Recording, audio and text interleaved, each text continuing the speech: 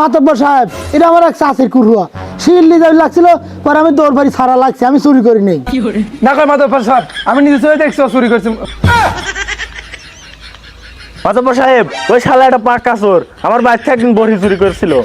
না কয় মাতব্বর সাহেব আমি খালি বড় চুরি করছিলাম না রোদি বাইতে দিতেছিল আমি পিটপিট লাগছিল পরে আমি লেগি সেমাই বাইতবিল লাগছিলাম আর আমাকে দড়ি মারছিল। আরে কত ভালো স্যাংরাটা। মাতব্বর সাহেব এই চোরের লেগে দয়া মায়া করেন না, এই শালার একটা কঠিন শাস্তি হওয়া দরকার। হ্যাঁ মাতব্বর সাহেব আমরাও চাই ওই চোরের কঠিন শাস্তি হই। এই তোরা থাম, এক কাম করে আগে ওই মুরগিটাকে ঘরে থুই আয়, যা। দে মুরগি দে। মাতব্বর সাহেব হ্যাঁ। মুরগিটা করে হেরম ভাড়া ছিল, আমরা বিশেষ শেষে জবাই করে হেরম একটা পার্টি দেবো। এই চুপ করে থাক, তুই খালি বেশি কথা কইস। এই তুই আজকে মুরগি চুরি করছিস, কালকে ছাগল চুরি করবি, তারপরের দিন গরু, তারপরের দিন মানুষের ঘরে ঢুকবি। তোর তো বাসার হাত ঠিক লয় রে। কি রে কোনো কিরে গলা পাবি না নে, তোর শাস্তি হচ্ছে এখানে মৃত্যুদণ্ড। এই ও ফাঁসি দিয়ে মারি ফেলা দাও। কি রে এ মাতব্বর সাহেব এই মুরগি চুরি লেগে না ফাঁসি দিবেন? হ্যাঁ তোর কোনো কথা চলবি না, তোর ডাইরেক্ট ফাঁসি।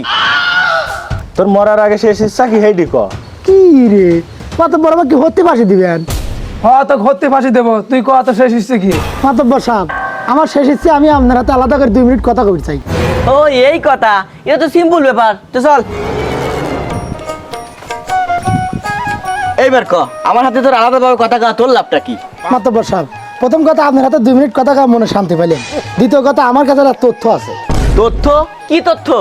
তথ্য লাগান কি আমার কাছে একটা বীজ আছে, ওই বীজটা আপনি যদি লাগান তাহলে মানে একটা গাছ হবে। ওই গাছের সামনে যা আপনার মনে ইচ্ছে যা চান তাই আপনার মনে ইচ্ছে পূরণ হয়ে যাবে। কি কইস তুই? হ্যাঁ মাতব্বর সাহেব আমি চিন্তা করলাম আমি মরে যাচ্ছি তাহলে আমি এই বীজটি কাক দিয়ে যাবো আর আপনি মাতব্বর গ্রামের পয় প্রধান সেই জন্য আমি চিন্তা করছি আপনি কি দিয়ে যাবো। কইস কি? এ হত্তি নাকি? কি রে বিশেষ কর না একবার হত্যি মাতব্বর সাহেব। খালি দে, বৃষ্টির দে আমার কাছে। মাতব্বর সাহেব তাহলে আমাকে 1 ঘন্টা সময় দেওয়া লাগবে। 1 ঘন্টা সময়? এই 1 ঘন্টা সময় তো তুই পলাবি না নে। কি রে সোনালি বারো জমানের দাম আছে পলাবো না নে। ভালো কথা, তো তুই যা, বৃষ্টি লিয়ে আমরা ওখানে বসলাম। চল।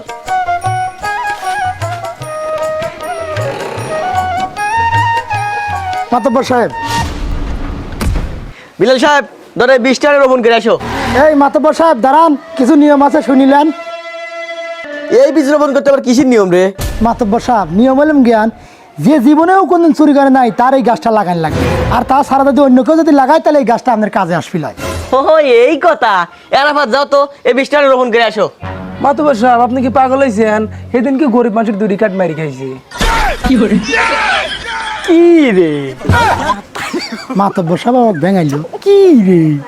এই জুবাইর ধরো এই বৃষ্টি আর রোপণ করে আসো। মাতব্বর সাহেব আপনিও না সেদিনও আমি গরিব মানুষের গম মাইপে দিবিল্লা 10 সের জায়গা 8 সের দিছি।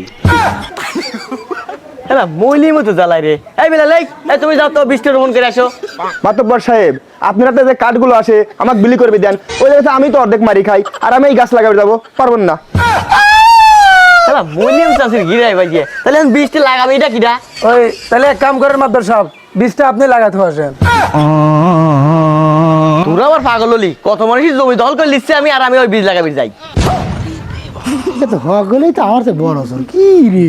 মাতব্বর সাহেব হিসেবে তো উঠছেই আমরা বড় চোর আর সামান্য একটা মুরগি চুরির জন্য ফাঁসি দিয়ে মারি দিবেন, কামটা কিন্তু ঠিক হবেন না। হ্যাঁ হ্যাঁ মাতব্বর সাহেব আমি এই বৃষ্টিতে তো এটাই বুঝে ফিরছিলাম সামান্য একটা মুরগি চুরির জন্য আমাকে ফাঁসি দিয়ে দিবেন। হ্যাঁ রে আসলে মনে হয় বিষয়টা ঠিক হচ্ছে না। হ্যাঁ মাতব্বর সাহেব কাম দেখলে ঠিক হচ্ছে না, উক মাফ করে দেন ও চলে যাই। এই দাঁড়া মাতব্বর সাহেব উদ্যোগ ছাড়ি দেন, ও বাইরে যা কবি আমরা চুরি করে খাই, তার সাথে এক কাম করেন ওকে একটা পদ দেন আমরা সকলে একসাথে চুরি চামারি করে খাই। হ্যাঁ তুই ঠিকই কইছিস। এই তুই এখানে সিদ্ধারা, তুই আজকে থেকে আমার সাথী ধরে থাকবি, সবসময় আমার হাতে হাতে থাকবি, ঠিক আছে? কি রে আমি তো এই পথে খুঁজতেছি। মাতব্বর সাহেব যান ইউনিয়ন পরিষদে যান গম আসে খালি আমাকে মাফ করে দিবেন, যা করে লাগে আমি করে দেবো।